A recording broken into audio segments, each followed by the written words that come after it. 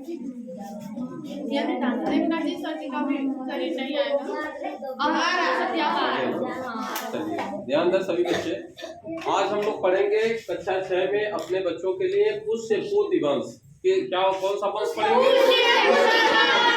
पुष्य भूति वंश की स्थापना लगभग गुप्त वंश के बाद जो चंद्रगुप्त मौर्य थे, चंद्रगुप्त मौर्य द्वितीय के बाद यानी मौर्य वंश के बाद जो है गुप्त वंश के बाद जो स्थापना हुआ था वह जो है उसके 100 वर्ष के बाद, कितने वर्ष के बाद? 100 वर्ष के बाद यह जो है पुष्यभूति वंश की स्थापना की गई थी। और पुष्यभूति वंश को वर्धन वंश के नाम से भी जाना जाता है। पुष्यभूति वंश को और किस वंश के नाम से जाना जाता है?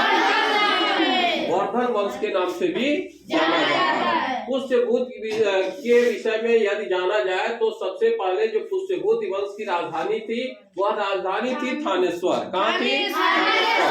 आज वर्तमान समय में थानेश्वर अंबाला जिला में है। कहाँ पे है? इस अंबाला जिला में थानेश्वर जो जगह था उस समय जो है पुष्यभूति वंश के समय यह यहाँ की राजधानी हुआ करती थी। आगे हम लोग बढ़ेंगे। पुष्यभूति वंश का जो पहला शासक हुआ उस शासक के नाम के विषय में, तो पहला जो शासक हुआ वह प्रभाकर वर्धन हुआ। कौन हुआ?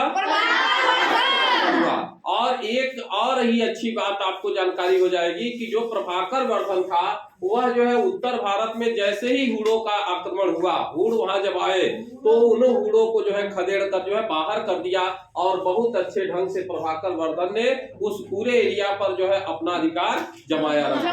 फिर आगे जो है अगर जो प्रभाकर वर्धन के विषय में हम जानकारी लेते चले तो उनके द्वारा जो है 2 पुत्र थे। प्रभाकर वर्धन के कितने पुत्र थे?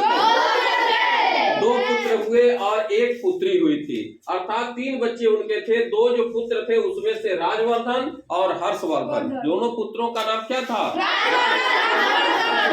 और पुत्री का नाम था राजश्री। पुत्री का नाम क्या था? यानी प्रभाकर वर्धन के 3 बच्चे हुए जिसमें से 1 पुत्री और 2 पुत्र। 1 पुत्री का नाम राजश्री और पुत्र का नाम था राजवर्धन और हर्षवर्धन। जो इसमें से सबसे अच्छा जो है शासक के रूप में जाना गया वो था हर्षवर्धन। वह कौन था?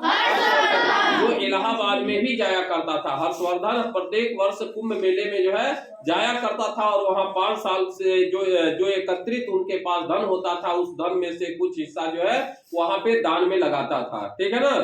आगे जो है हर्षवर्धन के विषय में यह जानकारी रखें तो हर्षवर्धन 16 वर्ष की उम्र में अर्थात 606 ईस्वी में 606 ईस्वी में केवल 16 वर्ष की अवस्था में जब हर्षवर्धन था उसी समय जो है पूरा राजपाट अपना जो है संभाल लिया था, राजगद्दी पर बैठ गया था। कौन? हर्षवर्धन राजगद्दी पर कितने वर्ष की उम्र में बैठा? 16। इस प्रकार से 606 ईस्वी से लेकर और 647 ईस्वी तक वह गद्दी पर बैठकर अपने राज्य को चलाया था। इतना बात समझ में आ गया? अब उसकी जो राजधानी बनाई गई, हर्षवर्धन ने जो अपनी राजधानी बनाया वह थानेश्वर तो था ही पहले कहाँ था? थानेश्वर। लेकिन हर्षवर्धन ने अपनी राजधानी को बदल दिया और बदल कर दिया कन्नौज। हर्षवर्धन ने अपनी थानेश्वर राजधानी को बदलकर कहाँ कर दिया? कन्नौज कर दिया था। और इस प्रकार से हर्षवर्धन के विषय में जाना जाए तो हर्षवर्धन बहुत ही विद्वान व्यक्ति था। हर्षवर्धन कैसा शासक था? विद्वान व्यक्ति था। और वह अपने विद्वता का परिचय देते हुए, अपने ज्ञान का परिचय देते हुए उसने संस्कृत भाषा में उसने जो है 3 जो है पुस्तक को लिखा। संस्कृत भाषा में कितने पुस्तक को लिखा? एक था नागानंद। क्या था?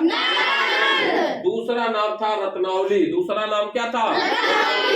पुस्तक लिखा वो भी नाटक के रूप में। एक था नागानंद, दूसरा रत्नावली और तीसरा प्रियदर्शिका। तीसरा क्या था? ऐसे 3 पुस्तक की रचना उसने अपने समय काल में किया था। अपने स्वयं लिखा था 3 नाटकों को संस्कृत में। ठीक है? यह तो रही आपके हर्षवर्धन के विषय में जान